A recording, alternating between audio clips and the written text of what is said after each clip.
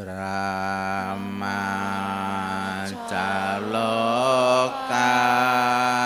dipati sahampati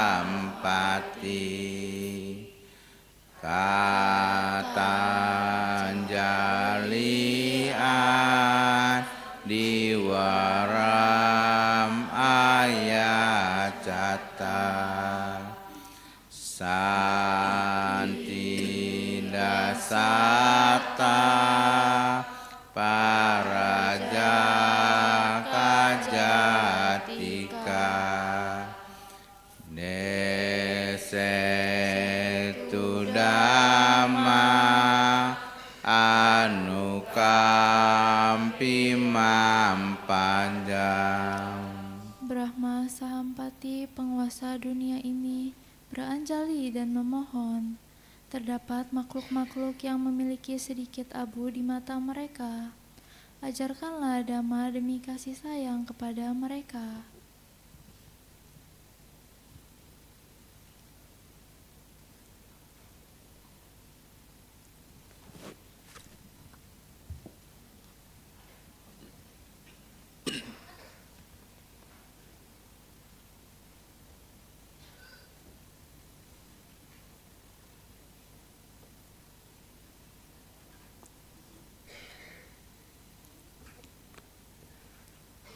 Ya, Bapak Ibu, saudara-saudari sedama, mari kita semuanya bersikap anjali.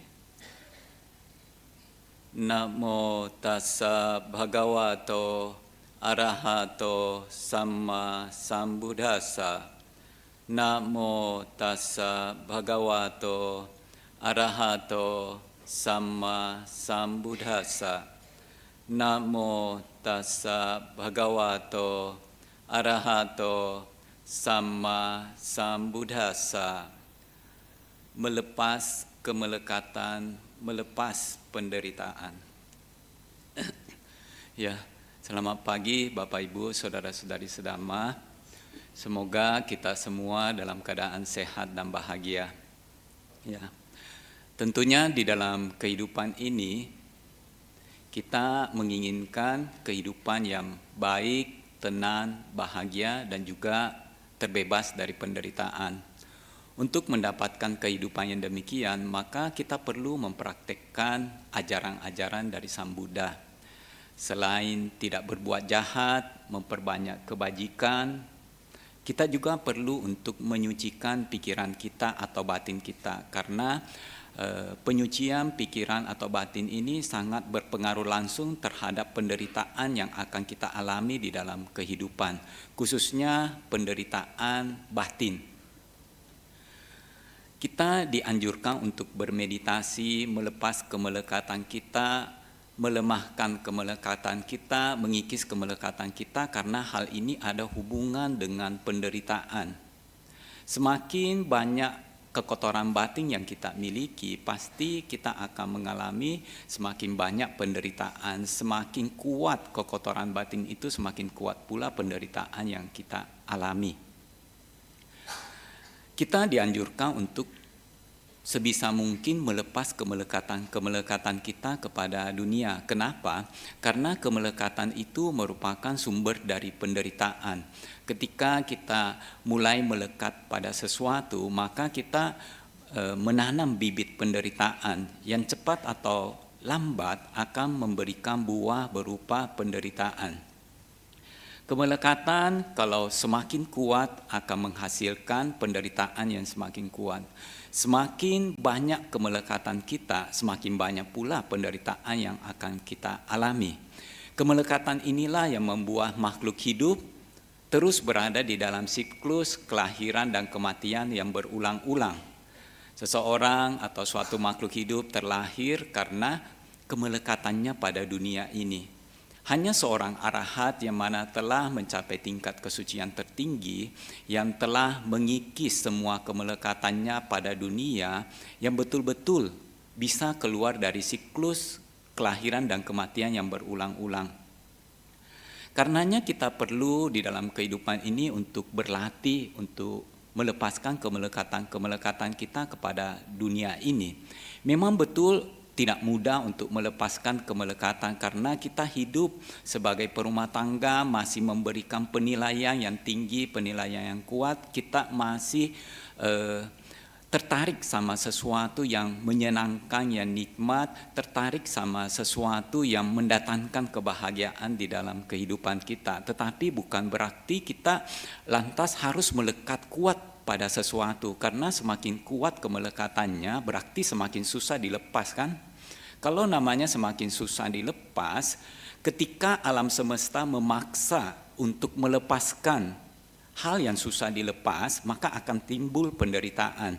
Nah, namanya kemelekatannya berarti nempelkan, melekat, terikat. Kemelekatan itu adalah keterikatan batin kita pada sesuatu.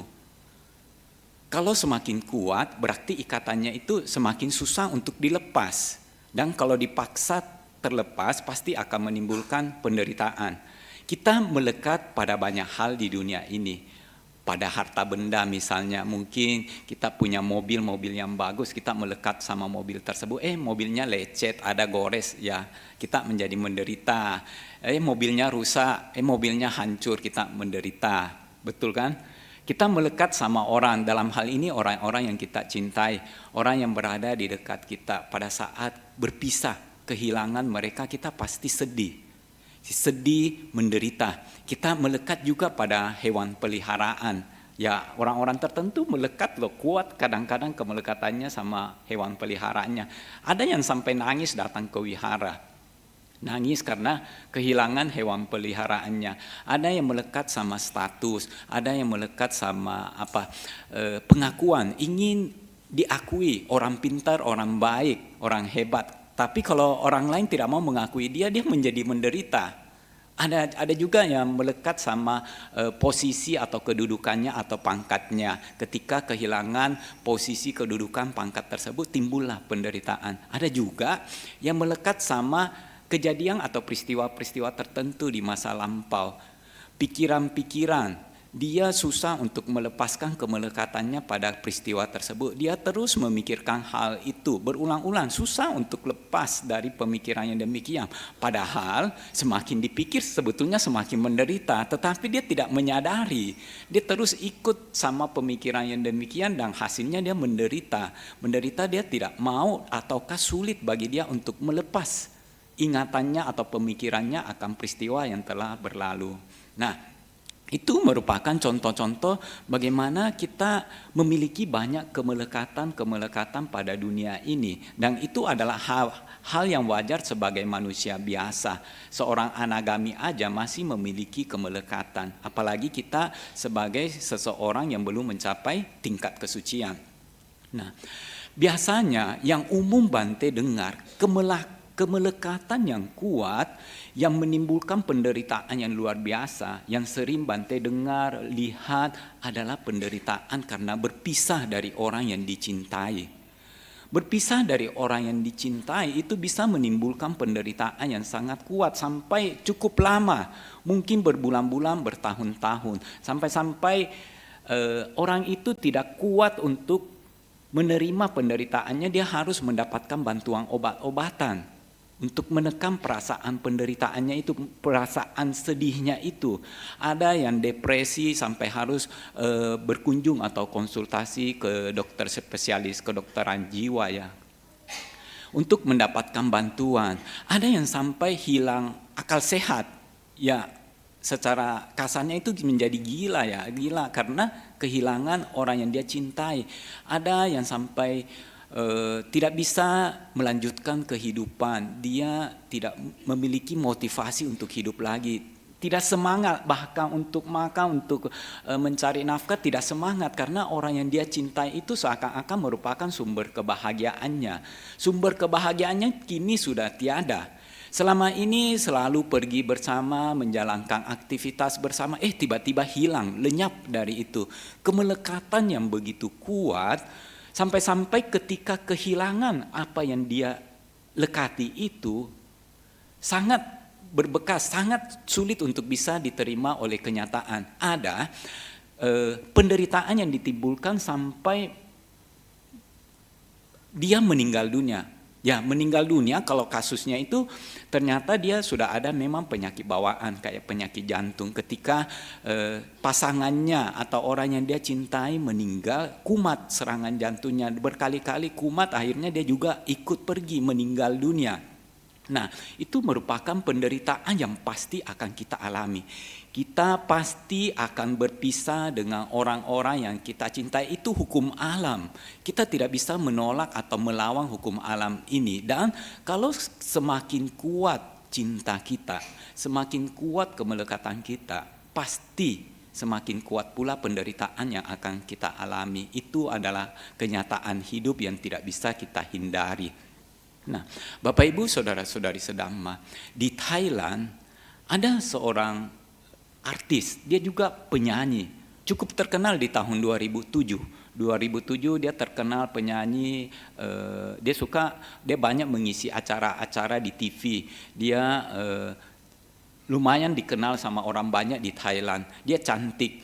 Dia suatu hari berkendaraan bersama dengan pacarnya naik mobil, ternyata terjadi kecelakaan yang berat. Kecelakaan berat ini mengakibatkan si pacarnya dia meninggal dunia. Dia sendiri mendapatkan luka di kepala. Pacarnya meninggal dunia, dia mendapatkan kecelakaan itu akhirnya membuat dia sangat sedih, depresi. Saking sedihnya, saking depresinya, dia tidak bisa untuk melanjutkan kehidupannya secara normal. Tidak ada semangat lagi. Orang atau pacar yang selama ini yang sangat dia sukai, yang merupakan sumber kebahagiaan bagi dia, ketika bertemu dia merasa happy, ketika pergi bersama dia merasa aman, dia merasa tenang, dia merasakan banyak kenyamanan berada di samping pacarnya. Kini pacarnya itu sudah tiada. Dan lebih berat lagi, ya tentunya orang tua dari si pacarnya ini bisa aja menyalahkan dia, sehingga dia sulit untuk bisa move on, sulit untuk meninggalkan kenangan atau ingatannya akan perpisahan tersebut. Dia sulit untuk bekerja lagi, untuk menyanyi, untuk bermain film, sudah tidak ada gairah untuk melakukannya. Akhirnya untuk meredakan perasaan atau penderitaan yang dia alami, kesedihannya dia menggunakan obat-obatan, narkoba untuk pelarian dari perasaan sakit tersebut, penderitaan itu. Nah, karena memakai narkoba, akhirnya dia ditangkap polisi, di penjara. Ketika dilepas, tidak lama dia mendapatkan kasus yang sama lagi, penggunaan narkoba, dan dia kembali dijebloskan di dalam penjara. Setelah keluar dari penjara, hilang kabarnya sebentar. Kemudian ada berita dia menjadi pengemis di pinggir jalan. Di pinggir jalan kepalanya botak, lantas sering berbicara sendiri. Jadi pada saat itu dia hilang akal sehat, dan akhirnya tidak lama kemudian ada berita dikatakan bahwa dia meninggal dunia. Nah, gambaran bagaimana kemelekatan itu bisa menimbulkan penderitaan adalah sangat nyata di dalam kehidupan kita. Tetapi kita tidak mau merenungkan hal ini, sehingga kita menganggap hal itu tidak bakal terjadi. Tidak ada pemikiran singkat di dalam diri kita akan perpisahan yang terjadi. Tidak ada kesiapan mental bagi kita, dan hal itu terjadi maka penderitaan akan sangat berat. Penderitaan karena perpisahan bukan hanya terjadi di masa kini, di masa-masa lampau pun telah terjadi. Penderitaannya itu sangat kuat. Kadang-kadang kita bisa kehilangan orang-orang yang kita cintai itu dalam waktu yang berdekatan. Kira-kira kita kuat enggak menghadapi kenyataan hidup yang demikian? Sulit ya, apalagi kalau kita tidak terbiasa untuk merenungkan bahwa hidup ini tidak kekal. Kita tidak terbiasa untuk merenungkan bahwa saya suatu saat akan berpisah dengan orang-orang yang kita cintai, sehingga tidak ada kesiapan mental. Ketika tidak ada kesiapan mental dan hal itu terjadi, kita pasti sangat susah untuk bisa menerima kenyataan ini. Sama seperti patah cara kehilangan hampir semua orang-orang yang dia cintai dalam waktu yang berdekatan. Diawali dengan kematian suaminya. Suaminya dipatuk ular berbisa, mati. Kemudian sisa dia bersama 2 orang anaknya. Dia bersama 2 orang anaknya, yang satu masih bayi berusia 1 hari. Yang satu anaknya yang paling besar, anak sulung, mungkin usianya antara 3-4 tahun. Nah, mereka bertiga akhirnya pergi ke tempat tinggal dari Patacara punya orang tua di tempat lain. Mereka harus melakukan perjalanan cukup jauh. Tiba di pinggir sungai. Sungai itu aliran airnya sangat deras. Tidak mungkin bagi Patacara untuk menyeberangi sungai itu dengan mudah. Sementara dia membawa 2 orang anaknya. Maka caranya dia menyeberang. Satu anaknya yang sulung itu ditinggalkan dulu di pinggir sungai. Kemudian dia menyeberang sambil menggendong bayinya yang masih berusia 1 hari ke seberang. Nah, setelah sampai di seberang, dia itu taruh bayinya di pinggir sungai, kemudian dia balik untuk menjemput anaknya yang sulung itu. Di tengah-tengah sungai, ada seekor elang yang turun menyambar si bayi itu, ingin menjadikan si bayi itu sebagai mangsa. Si Patacara berusaha mengusir elangnya sambil melambai-lambaikan tangannya, teriak-teriak, tapi si elang itu terus melakukan usahanya dan membawa pergi si bayi itu. Nah, anak sulungnya yang berada di tepi sungai mengira mamanya memanggil dia, karena mamanya kan mengangkat tangannya melambai-lambai, maksudnya mengusir si elang itu sambil berteriak-teriak. Tetapi si anak itu mengira mamanya memanggil dia, maka dia menyeberangi sungai itu. Karena namanya anak kecil, dia menyeberang baru beberapa saat, dia langsung dibawa arus air, dan akhirnya si Patacara ini harus kehilangan kedua anaknya tersebut. Dia sangat sedih, dia nangis, tetapi ini kenyataan hidup. Ini adalah sesuatu yang terjadi. Kita mau nangis, kita mau apa juga tidak bisa melawan kenyataan hidup ini, tidak bisa membalikkannya.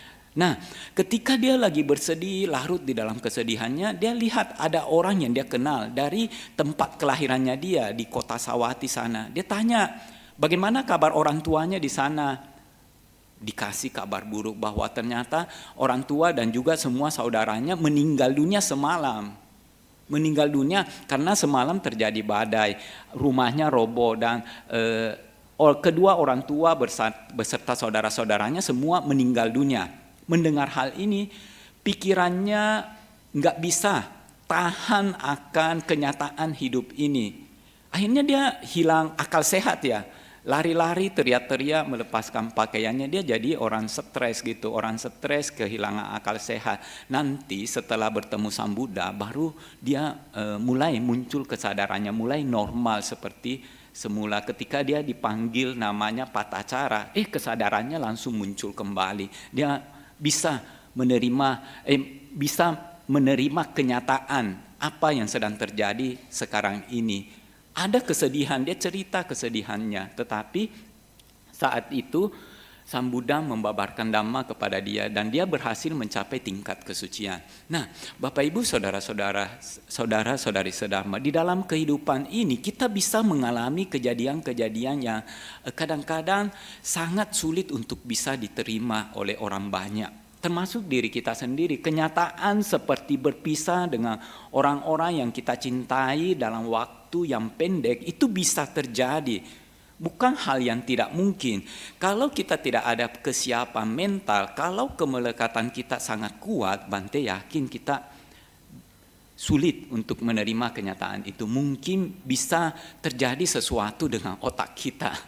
Nah, karena sesuatu itu terjadi, bisa aja kita kehilangan akal sehat seperti yang dialami oleh Patacara. Karenanya kita perlu belajar yang namanya melepas kemelekatan kita, melemahkan kemelekatan kita. Walaupun kita tidak bisa menghabiskan kemelekatan kita, menghilangkan kemelekatan kita, bukan berarti kita tidak bisa melemahkannya. Bisa, tergantung kita mau enggak mempersiapkan batin kita. Perenungan sangat penting di dalam kehidupan ini.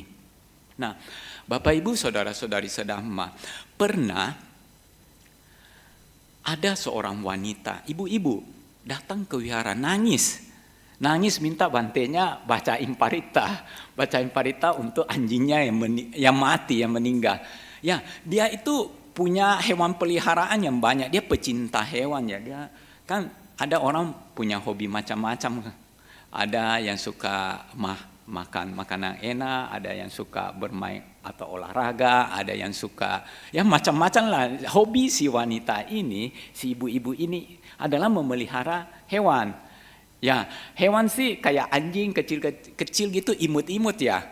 Hewan-hewan yang berbulu yang kecil kan imut-imut, kita sayang sama mereka, kita mencintai mereka, ingin membuat mereka bahagia. Kadang-kadang dipegang-pegang, dielus, kita intinya kita merasa bahagia, kita senang sama mereka. Nah, ini yang terjadi pada si ibu-ibu itu.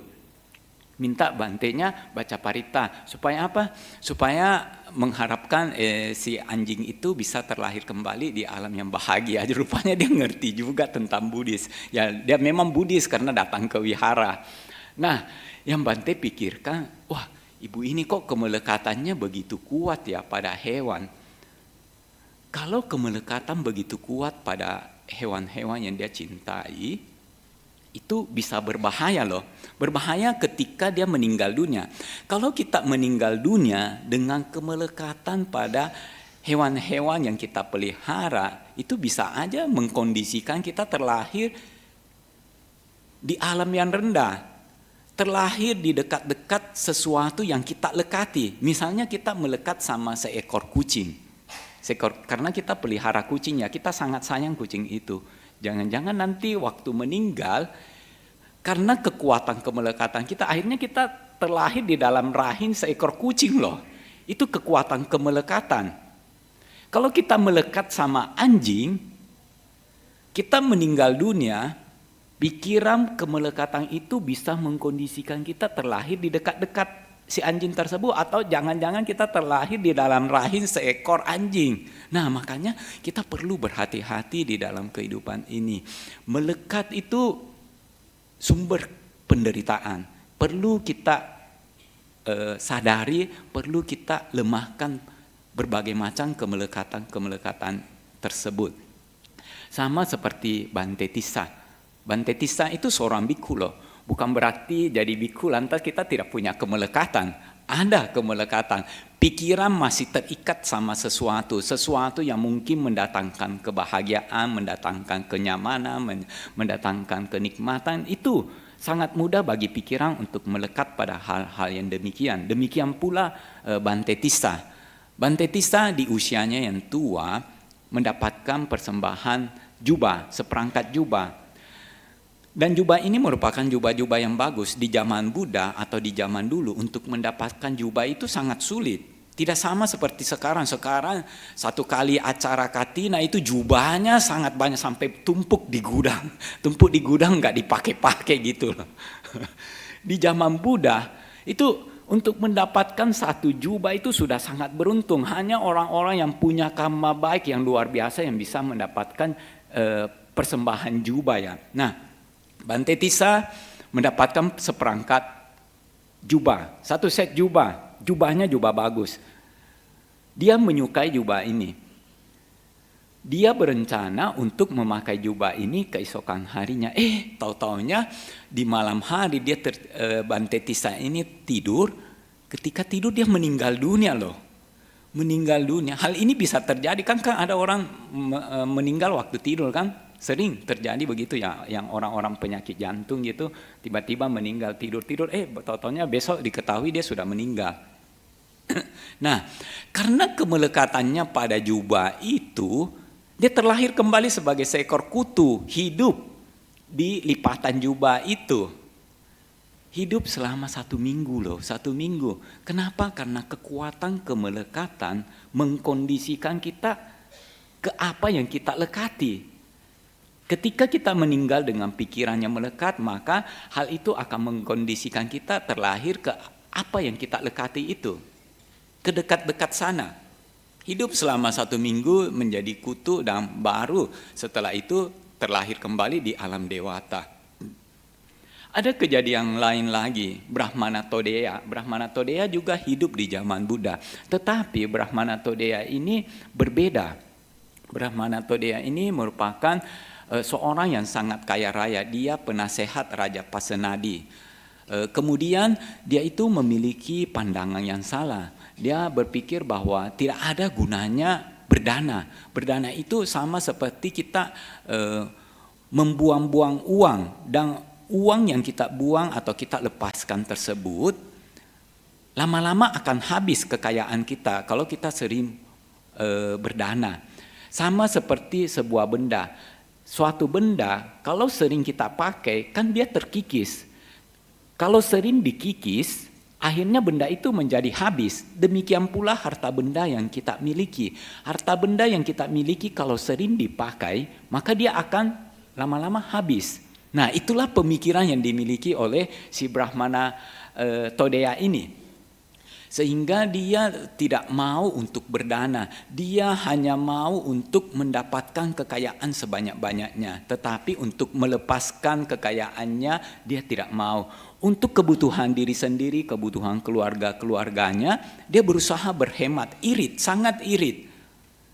Karena punya pemikiran atau pandangan yang salah demikian. Kemelekatannya yang begitu kuat, walaupun dia mendengar kabar tentang Sang Buddha yang membabarkan tentang Dhamma, tentang ajaran-ajaran kebenaran. Tetapi dia tidak mau mengunjungi Sang Buddha. Dia tidak mau pergi ke wihara memberikan penghormatan, berdiskusi dengan Sang Buddha. Dia tidak mau berdana kepada para bikhu. Kenapa? Karena kemelekatannya yang begitu kuat pada harta bendanya. Nah, waktu berlalu, tidak jarang berbuat baik, kemelekatannya pada harta bendanya membuat dia terlahir kembali sebagai seekor anjing. Dia terlahir kembali di rahim anjing peliharaannya sendiri. Kenapa? Karena dia begitu melekat sama harta bendanya. Kekuatan kemelekatan itu mengkondisikan dia berada di dekat-dekat apa yang dia lekati. Jadi dia terlahir di dalam rahim anjing peliharaannya sendiri, kemudian dia dilahirkan. Anak dari Brahmana Todea yang bernama Subha, Brahmana Subha, sangat menyayangi anak anjing ini yang tidak lain adalah papanya sendiri. Nah, dia sering dikasih makanan yang enak, tempat tidur yang nyaman, kemudian sering diajak bermain-main. Intinya Brahmana Subha mungkin ikatan karma ya, sampai dia memperlakukan anak anjing itu dengan sangat baik, sangat mencintai, menyayangi anak anjing ini. Tanpa dia sadari bahwa anak anjing itu sebetulnya adalah papanya dia, yaitu si Brahmana Todea.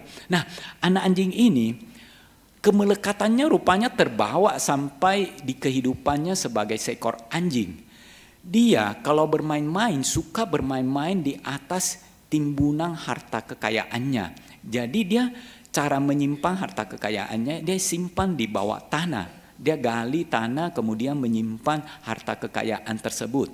Dia yang tahu tempat harta kekayaan itu. Anaknya tidak tahu, keluarga-keluarganya tidak tahu, hanya dia sendiri. Kalau dia bermain-main, dia sering bermain di tempat itu. Kalau dia tidur, sering tidur di tempat itu. Intinya dia selalu menjaga tempat tersebut.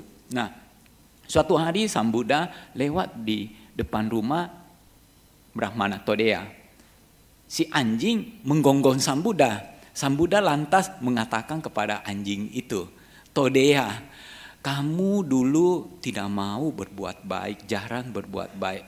Karena kamu jarang berbuat baik dan sangat melekat kepada harta kekayaan kamu, makanya kamu sekarang terlahir sebagai seekor anjing. Kalau kamu menggonggong dengan pikiran yang buruk, kamu bisa terjatuh ke alam neraka. Kata-kata Sang Buddha rupanya bisa dimengerti oleh si anjing ini. Si anjingnya itu langsung murung, takut akan kata-kata Sang Buddha. Dia merasa apa yang dikatakan Sang Buddha itu benar adanya. Dia tidak semangat lagi untuk bersenang-senang ya, bermain-main apa, sampai-sampai Brahmana Subha ketika pulang ke rumah dia merasa heran, kok anak anjing itu jadi pemurung, tidak mau tidak mau gembira, tidak mau happy lagi. Biasanya kan dia sering disambut sama anak anjing ini dengan gembira, ekornya goyang-goyang mengekspresikan tingkah laku yang gembira. Tetapi kali ini kok anak anjing itu tidak gembira sama sekali. Dia tanya sama pelayannya, Kenapa anak anjing itu? Apa yang terjadi dengan dia? Nah, si pelayan bilang, tadi sang Buddha lewat di depan rumah mereka dan si anak anjing ini menggonggong sang Buddha. Lantas sang Buddha mengatakan, memanggil dia Todea. Todea itu papanya si Brahmana Subha, mengatakan bahwa dia itu dulu jarang berbuat baik, sangat kikir, kemudian sangat melekat sama harta kekayaannya, makanya dia terlahir kembali di alam binatang. Kemudian kalau dia, si anjing kecil ini menggonggong dengan pikiran yang buruk, dia bisa terjatuh ke alam neraka. Nah, mendengar penjelasan dari si pelayan, si Brahmana Subha ini tersinggung, marah. Dia marah, mengatakan bahwa sang Buddha itu merendahkan dia. Masa papa saya dikatakan terlahir kembali di alam binatang menjadi seekor anak anjing? Di dalam pemikirannya dia, papanya sudah terlahir kembali di alam Brahma, alam yang tinggi. Nah, karena marah, tidak terima, menganggap sang Buddha menghina dia pergi menemui sang Buddha. Lantas bertanya kepada sang Buddha, Bante, benar enggak Bante tadi mengatakan hal yang demikian kepada anak anjing saya? Sang Buddha membenarkan. Kemudian sang Buddha tanya kepada si Brahmana Subha ini, kamu sudah menemukan enggak semua harta kekayaan warisan dari papa kamu? Dia bilang belum. Di dalam list daftar harta warisan papa saya ada harta benda, harta warisan yang masih saya belum dapatkan. Nah, coba nanti pulang ke rumah, kamu berilah makanan yang enak pada anak anjing itu dan tanyakanlah kepada dia di mana dia menyimpan harta kekayaan tersebut. Brahmana Subha melakukan apa yang dikatakan oleh sang Buddha. Jadi dia harus mencoba, toh kalau tidak berhasil dia nanti akan menuntut sang Buddha, begitu pemikirannya. Dia lakukan, pulang ke rumah kasih makanan enak sama anak anjing itu, anak anjingnya jadi senang. Kemurungannya sudah hilang, berlalu dengan makanan enak. Biasa orang stres gitu ya. Waktu stres dilampiaskan perasaan stresnya dengan makan makanan enak. Nah, itu yang dialami si anak anjing ini. Nah, setelah dikasih makan makanan enak, mulailah si Brahmana Subha berbicara kepada anak anjing itu. Dia panggil anak anjing itu papa. Katanya Petapa Gotama, papa ada menyimpan harta karun. Papa tunjukkanlah harta karun tersebut kepada saya. Anak anjing itu melolong lantas tiba-tiba mengais-ngais tanah di satu tempat. Nah, ketika mengais tanah ini, mereka Brahmana Subha dan juga pelayannya lantas menggali tanah tersebut. Betul ditemukan harta karun peninggalan papanya. Nah, dari sana Brahmana Subha menjadi yakin kepada sang Buddha.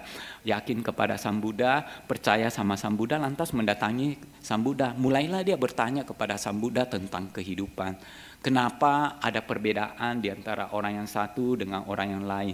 Kenapa ada orang yang panjang umur, ada yang pendek umur? Kenapa ada orang yang sakit-sakitan, ada yang sehat? Kenapa ada orang yang bijaksana, ada orang yang bodoh? Kenapa ada orang yang kaya dan ada orang yang miskin? Sang Buddha menjelaskannya bahwa semuanya itu sesuai dengan karma yang telah dilakukan oleh masing-masing individu atau masing-masing orang di masa lampau.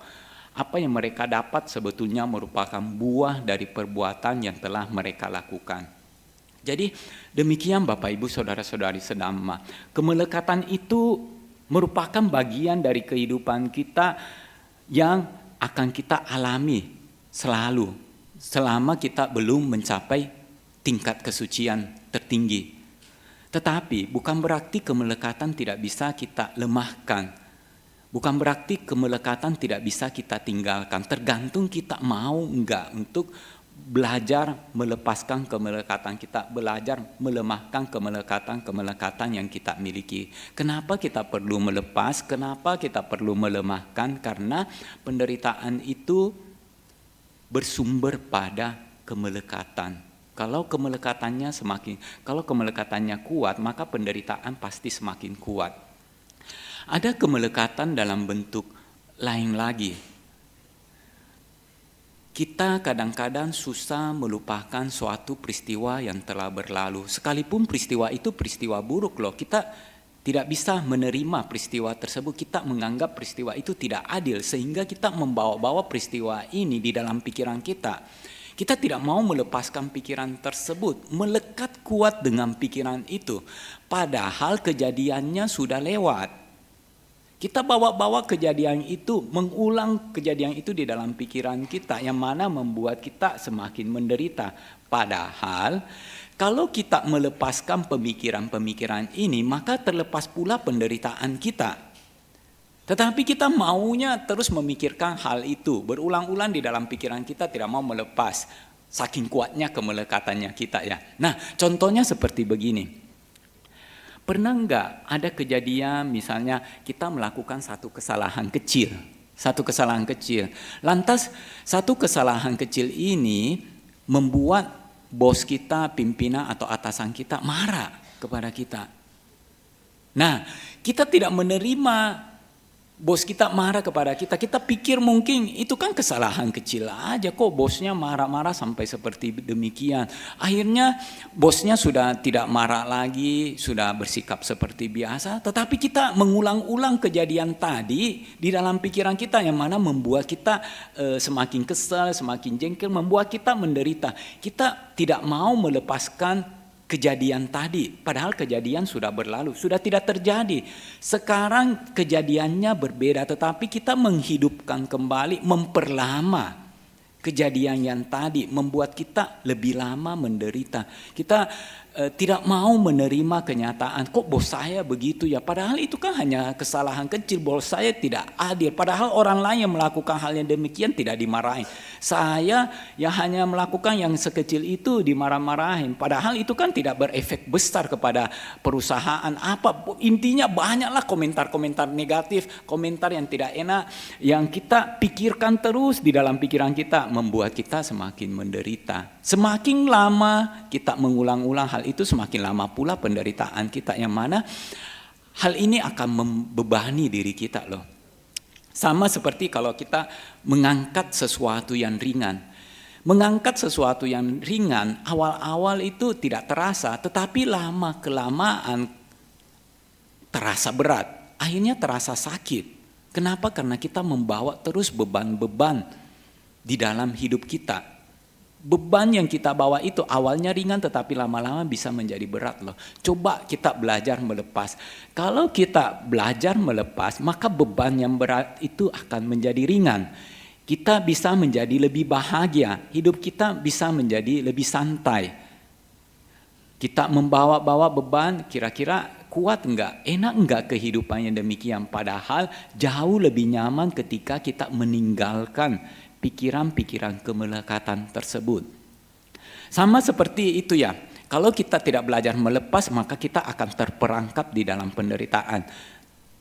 Orang-orang di Afrika di zaman dulu, kalau ingin menangkap seekor monyet, maka dia buat perangkap. Perangkapnya dari apa? Dari batok kelapa. Batok kelapa muda. Kemudian batok kelapa ini diikatkan pada sebatang pohon atau diikatkan pada sesuatu yang kuat. Nah, batok kelapa ini dilubangi. Lubang dibuat sebesar tangan seekor monyet.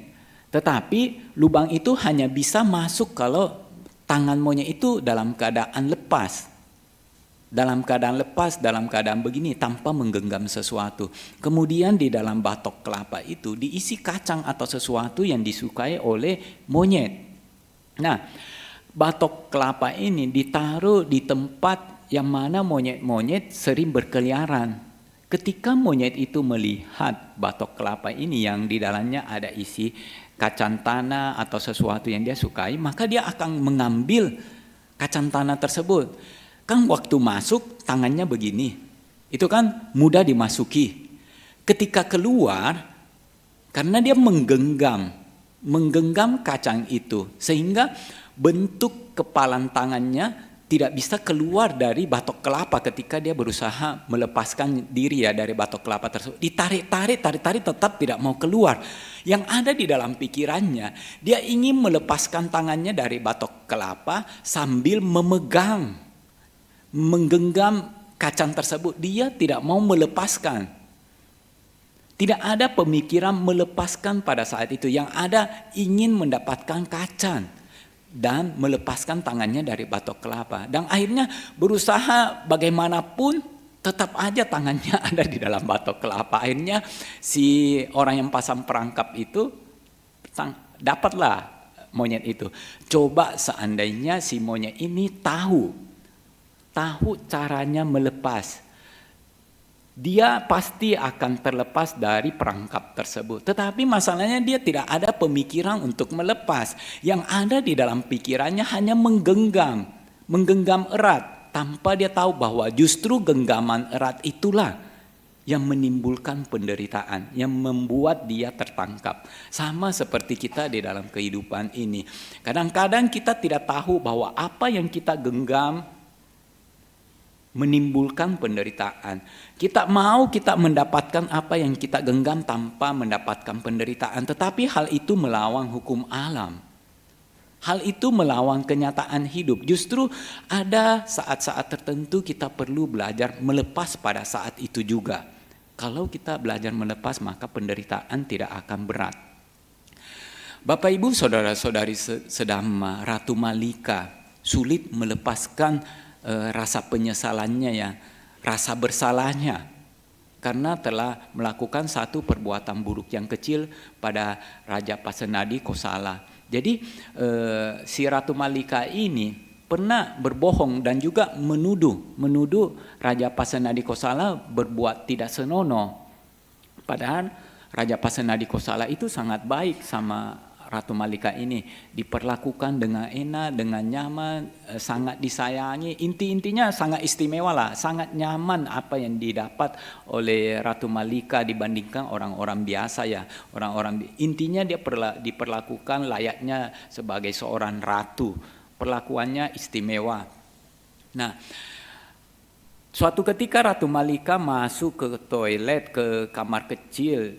Dia ingin mencuci tangan, muka dan juga kakinya, dan ada anjing peliharaannya juga masuk. Anjing peliharaannya ini lantas ingin menyetubuhi Ratu Malika waktu Ratu Malika itu membungkuk, ya, membungkuk gitu. Apa yang dilakukan oleh anjing ini terlihat oleh Raja Pasenadi dari balik jendela kamar. Nah, waktu si Ratu Malika balik ke kamarnya, dia langsung dimarahin sama Raja Pasenadi. Dasar wanita rendah, wanita hina, apa yang kamu lakukan di dalam kamar tersebut dengan si anjing?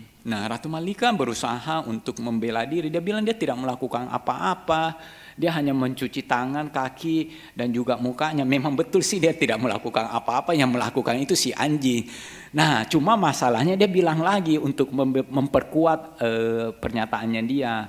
Dia bilang, tapi ada yang aneh dengan kamar kecil itu. Kalau seseorang masuk ke kamar kecil itu dan ada orang lain melihatnya dari sini, maka dia akan melihat seakan-akan ada dua bayangan yang muncul. Nah, kalau Baginda Raja nggak percaya, silakan Baginda Raja masuk ke kamar tersebut. Saya akan melihat Baginda dari sini. Nah, si Raja Pasenadi memang sangat mempercayai ratunya ini. Nah, dia pun masuk ke kamar, sebentar, lantas kembali ke kamarnya. Tiba-tiba langsung Ratu Malika bilang ke Raja Pasenadi, Baginda Raja, kok Baginda Raja melakukan hal yang tidak senonoh dengan seekor kambing?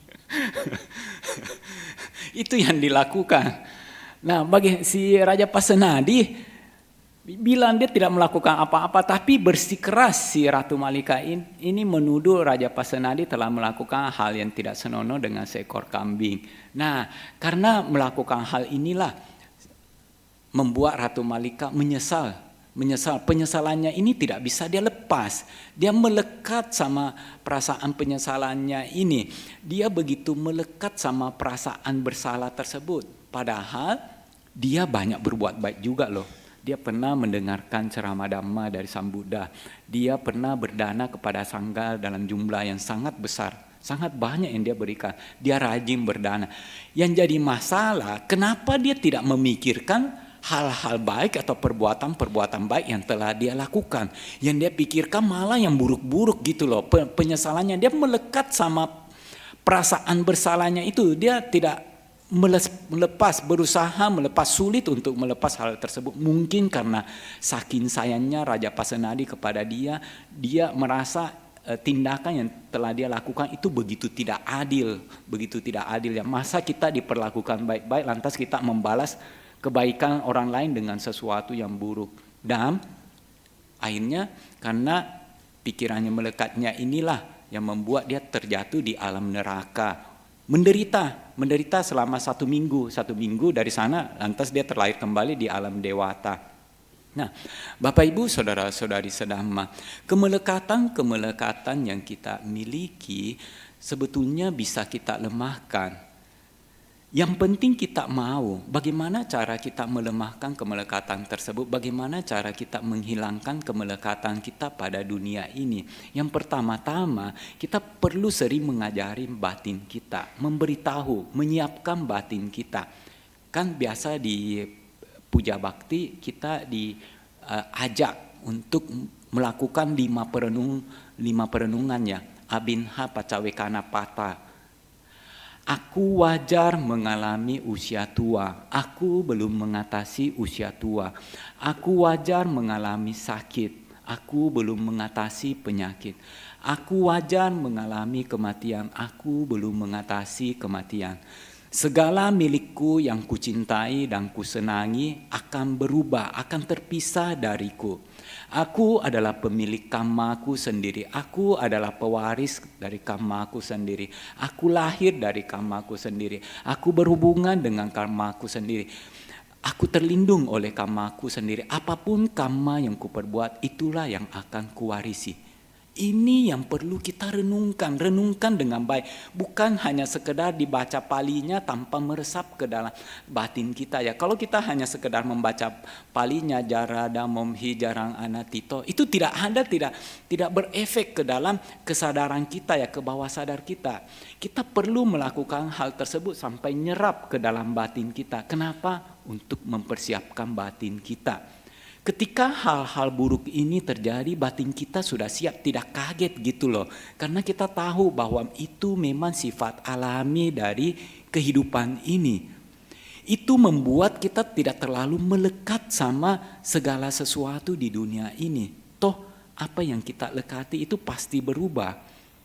Toh apa yang kita lekati itu pasti akan berpisah dari kita. Entah karena kitanya yang meninggal atau dianya yang meninggal. Dianya yang hancur atau kitanya yang hancur duluan. Intinya segala sesuatu yang kita lekati di dunia ini sifatnya itu tidak kekal. Kalau kita tidak mempersiapkan batin kita, tidak mengajari batin kita akan hal-hal ini, akan kenyataan hidup ini, maka ketika kenyataan hidup itu terjadi, kita akan sangat menderita. Batin kita tidak siap. Batin kita enggak nyangka-nyangka. Batin kita mungkin berpikir hal itu tidak mungkin. Toh kita sekarang ini nyaman-nyaman aja menikmati hidup. Nah, ketika terjadi kenyataan susah untuk menerima kenyataan tersebut. Marcus Aurelius adalah raja di Kekaisaran Romawi. Sebagai seorang raja, sebagai seorang kaisar, itu tekanan hidup sangat banyak loh. Sangat banyak persoalan yang harus diselesaikan. Sangat banyak persoalan yang harus dihadapi. Belum masalah keluarga, belum masalah harta benda, belum masalah negara. Intinya sangat banyak. Beliau bisa menghadapi berbagai masalah itu tetap tenang karena mempraktekkan hal ini. Merenungkan. Dia setiap pagi akan mencatat hal-hal paling buruk yang kira-kira akan terjadi pada dirinya. Misalnya saja, apa kira-kira hal-hal paling buruk yang mungkin terjadi pada hari ini? Hal-hal paling buruk, mungkin saya akan mati, mungkin saya akan jatuh sakit, mungkin saya akan dikhianati oleh teman-teman saya, mungkin saya akan diputusin sama pacar saya, mungkin saya akan gagal ini. Hal-hal buruk yang paling buruk yang mungkin bisa terjadi kita catat. Kemudian kita renungkan kalau hal itu terjadi, kira-kira apa yang saya bisa lakukan? Kalau hal itu terjadi, jadi dalam hal ini kita betul-betul sudah mempersiapkan hal itu. Sehingga ketika hal itu terjadi, batin kita sudah siap loh Walaupun mungkin ada penderitaan, tetapi penderitaannya tidak berat. Walaupun mungkin ada kesedihan, tetapi kesedihan itu tidak berat. Kenapa? Karena kita telah mempersiapkan batin kita, mental kita. Itu yang dilakukan oleh Kaisar Romawi ini. Dan beliau itu mampu tenang di segala situasi loh. Bayangkan sebagai seorang kaisar. Kaisar itu lebih gede daripada raja ya.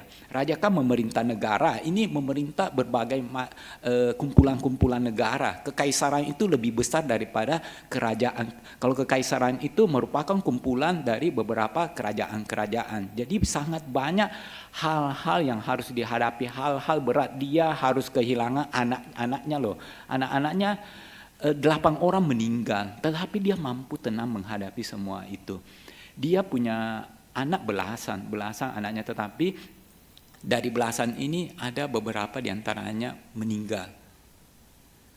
Mampu menghadapi pengkhianatan, mampu menghadapi peperangan, mampu menghadapi berbagai persoalan atau masalah hidup dengan tenang. Kenapa dia bisa memiliki ketenangan yang demikian? Karena batinnya sudah siap. Batinnya diajari bahwa itu adalah hal yang wajar. Batinnya sudah siap ketika hal buruk ini terjadi. Apa yang harus saya lakukan? Kalau kita mengajari batin kita mempersiapkan hal-hal buruk yang bakal terjadi dan apa yang harus kita lakukan, Bante yakin kita akan menjalani kehidupan ini dengan lumayan tenang.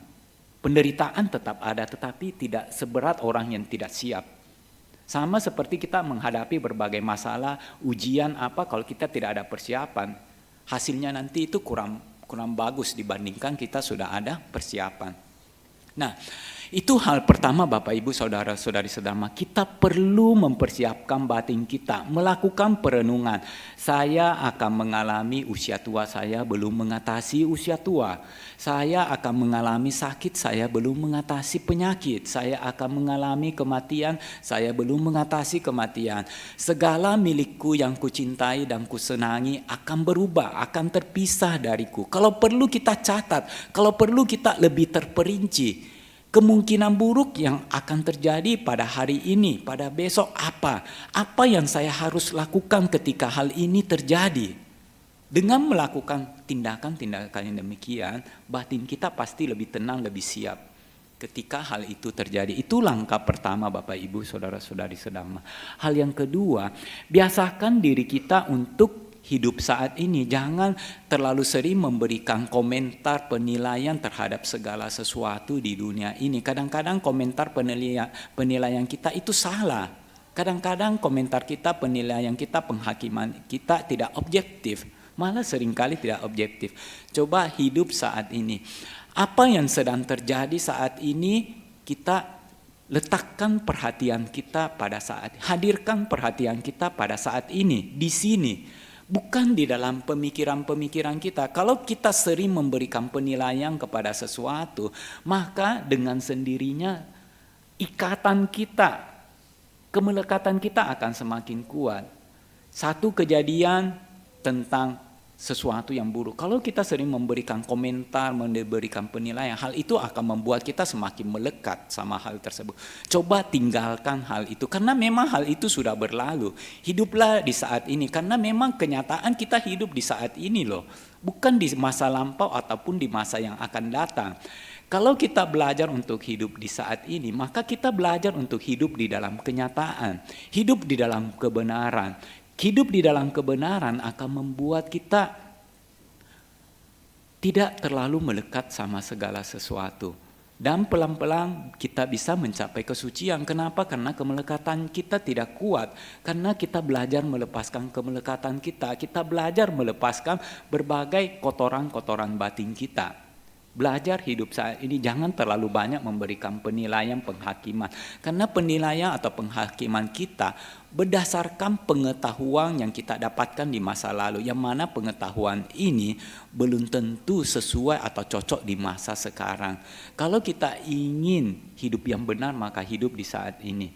Nah, belajar meditasi. Meditasi itu hidup saat ini. Itu meditasi yang baik. Bukan hanya pada saat-saat tertentu. Wajar kita berpikir, wajar kita larut di dalam lamunan, tetapi biasakan diri untuk kembali lagi, koneksi lagi dengan saat ini. Jangan terlalu lama tenggelam di dalam pemikiran-pemikiran. Tenggelam, sadar lagi, tenggelam, sadar lagi. Itu yang kita lakukan. Jangan tenggelam terus-terusan tanpa kita tahu bahwa kita sudah tenggelam. Perlu tahu bahwa kita sudah tenggelam, larut di dalam pemikiran kita. Nah, itu normalnya kita praktek. Wajar kita melamun, wajar kita tenggelam di dalam pemikiran, tetapi jangan terus-terusan tanpa menyadarinya. Kita meditasi kan belajar untuk sadar ya, belajar sadar. Nah, dan sadar itu tidak harus panjang-panjang. Itu tidak mungkin kita sepanjang 24 jam bisa terus sadar. Tidak mungkin. Normalnya kita kadang sadar, kadang tidak. Yang penting kita sering-sering aja. Sering-sering sadar, oh saya sudah melamun, oh saya sudah berpikir terlalu jauh, oh saya sudah menilai ini, menilai itu. Dengan melakukan hal ini, semakin sering kita sadar, semakin sering semakin bagus. Tidak mungkin untuk sadar selama-lamanya. Itu melawan hukum alam. Nah, Bapak Ibu, saudara-saudara sedama, langkah kedua, langkah ketiga yang bisa kita pilih adalah biasakan berdana dengan cara yang benar. Kan? Kita berdana punya motivasi macam-macam. Ada yang berdana karena ingin mendapatkan buah atau hasil dari berdana. Ingin kelahiran di alam yang bahagia. Ingin supaya dipuji. Ingin supaya mendapatkan balasan. Ingin supaya mendapatkan simpati. Ingin supaya diakui. Ingin supaya orangnya menyukai kita. Jadi itu mengharapkan balasannya, mengharapkan imbalan. Nah, ini motivasi paling rendah. Ada motivasi berdana yang paling tinggi. Di dalam Dana Mahapala Sutta dikatakan, kalau kita berdana dengan motivasi untuk menggunakan dana tersebut sebagai perhiasan untuk menghiasi atau memperindah pikiran kita. Jadi dalam hal ini kita menggunakan perbuatan berdana untuk mengembangkan batin kita, melepaskan kemelekatan kita, mengikis keserakahan kita, mengembangkan cinta kasih kita. Dengan berdana kita kan bisa mengembangkan cinta kasih. Misalnya bagaimana? Melepaskan makhluk lain, orang lain dari penderitaan. Dengan berdana kita bisa melepaskan keserakahan kita, betul enggak? Ketika melepas berdana, berarti kita melepaskan apa yang kita miliki. Apa yang kita miliki menjadi berkurang kan? Kalau berkurang berarti melawan keserakahan. Namanya serakah, pingin bertambah terus ya, pingin banyak. Namanya melepas itu ya, kita melepas segala sesuatu yang kita miliki.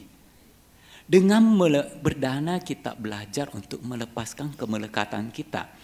Kemelekatan pada kepemilikan, misalnya uang, misalnya harta benda dan lain-lain sebagainya. Kalau kita belajar berdana dengan cara-cara yang demikian, maka kemelekatan kita pasti berkurang. Dengan demikian, hasil tertinggi, buah tertinggi yang bisa kita peroleh kalau kita membiasakan diri berdana dengan cara demikian, kita bisa mencapai tingkat kesucian anagami loh. Jadi dari berdana kita itu bermeditasi. Kenapa? Karena kita mengembangkan batin kita ke arah yang luhur. Itu bukan kata-katanya Bante loh, itu nyata-nyata ada di dalam sutta. Jadi jangan berpikir meditasi itu hanya bisa dengan cara mata tertutup, mata dipejamkan, duduk diam, tidak bergerak-gerak, lantas kita bilang hanya itu meditasi. Enggak benar. Belum tentu dengan mata tertutup, tidak diam-diam, tidak bergerak, lantas seseorang itu meditasi loh. Meditasi yang pastinya, meditasi Buddhis ya, adalah perbuatan apapun yang kita lakukan yang bisa mengembangkan batin kita ke arah yang luhur, yang bisa membersihkan kekotoran batin kita. Itulah meditasi Buddhis. Jadi cara-cara untuk melepaskan kemelekatan kita ada 3. Siapkan batin kita, lakukan perenungan tiap hari. Saya akan mengalami usia tua, saya belum mengatasi usia tua. Saya akan mengalami kematian, saya belum mengatasi kematian. Saya akan mengalami sakit, saya belum mengatasi penyakit. Saya akan berpisah dengan orang-orang yang saya cintai. Segala milikku yang kucintai dan kusenangi akan berubah, akan terpisah dariku. Nah, kemudian dilanjutkan lagi dengan aku adalah pemilik karmaku. Intinya kita mempersiapkan batin kita akan kenyataan hidup ini. Itu hal pertama yang perlu kita lakukan. Hal yang kedua, belajarlah untuk membiasakan diri hidup pada saat ini. Tidak mungkin untuk bisa terus-terusan hidup saat ini ya. Ya kita harus berulang kali, sering-sering kali untuk sadarin lagi. Dan yang ketiga adalah biasakan berdana dengan cara yang benar. Cara yang benar yaitu bertujuan untuk melepas kemelekatan kita, mengikis keserakahan kita, ataukah mengembangkan cinta kasih kita. Nah, itu cara berdana yang baik yang bisa mengembangkan batin kita, yang bisa membantu kita melemahkan kemelekatan kita pada segala sesuatu di dunia ini. Nah, semoga hal ini bisa bermanfaat bagi kita semua. Semoga kita semua semakin maju dalam Dhamma. Akhir kata, sabbe satta bhavantu sukhitata. Semoga semua makhluk hidup berbahagia.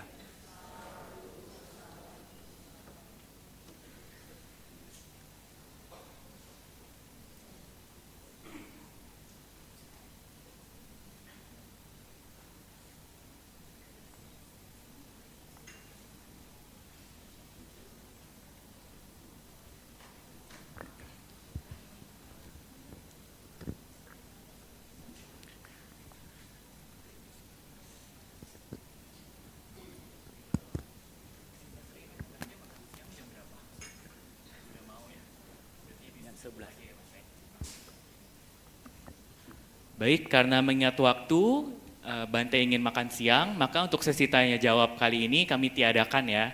Bagi Bapak Ibu yang sudah bertanya mungkin melalui WA, kami mohon maaf karena tidak bisa terjawab pertanyaannya, mungkin bisa ditanya di kesempatan berikutnya. Di WA aja nanti kirim ke Bante.